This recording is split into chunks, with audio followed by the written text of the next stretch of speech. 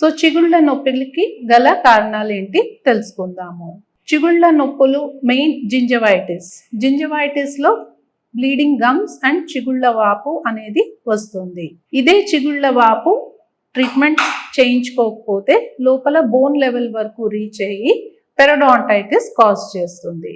ఇంకొక రీజన్ ఏంటి అంటే వైటమిన్ డెఫిషియన్సీలో కూడా చిగుళ్ళ నొప్పులు అనేవి వస్తుంది. Mainly vitamin C and vitamin K deficiencies. ఇంకొక రీజన్ ఏంటి అంటే గార అండ్ టార్టర్ వల్ల కూడా చిగుళ్ళ నొప్పి అనేది వస్తుంది. సో దీనికి తీసుకోవాల్సిన జాగ్రత్తలు ఏంటి? రోజుకి 2 సార్లు బ్రష్ చేసుకోవాల్సి ఉంటుంది, morning as well as night.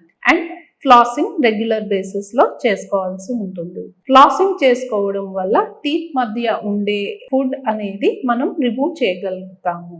ఇంకొకటి ఏంటి అంటే నైట్ నిద్రపోబోయే ముందు మౌత్ వాష్ చేసుకుని ఉండడము అండ్ రెగ్యులర్ గా డెంటిస్ట్ ని విజిట్ అవ్వడము. So once in every 6 months dental visit అనేది పెట్టుకోవాల్సి ఉంటుంది.